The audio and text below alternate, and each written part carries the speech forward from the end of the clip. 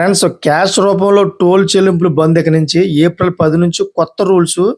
ఇకపై ఆ 2 ఆప్షన్లు మాత్రమే అని చెప్పేసి ఒక వార్త అయితే వచ్చింది. ఏంటనే విషయాలు మనం వీడియోలో పూర్తిగా తెలుసుకుందాం. ఫ్రెండ్స్ వాహనదారులకు బిగ్ అలర్ట్.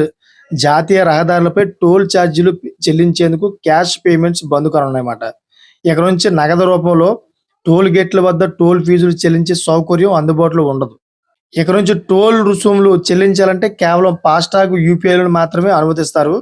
సో టోల్ చెల్లింపుల వ్యవస్థను పూర్తిగా డిజిటలైజ్ చేయాలనే ఉద్దేశంతో national highways authority of India ఈ నిర్ణయం తీసుకుంది. ఏప్రిల్ 10వ తేదీ నుంచి ఇది అమల్లోకి రానుంది. దీంతో వాహనదారులు దీని గురించి తప్పనిసరిగా తెలుసుకొని దానికి అనుగుణంగా ప్లాన్ చేసుకోవాల్సి ఉంటుంది.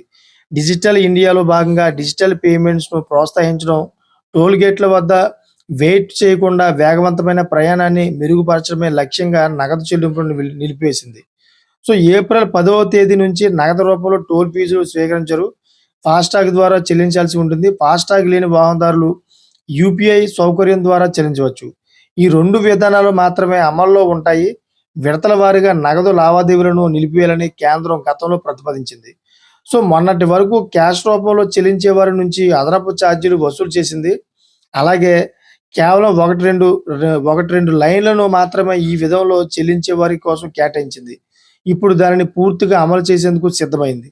డిజిటల్ టోలింగ్ పర్యావరణ వ్యవస్థను సృష్టించేందుకు, టోల్ నెట్వర్క్ను మెరుగుపరిచేందుకు ఈ మార్పు సహాయపడుతుంది. దేశవ్యాప్తంగా జాతీయ రహదారులు, ఎక్స్‌ప్రెస్ వేలపై 1150కి పైగా టోల్ గేట్లు ఉన్నాయి.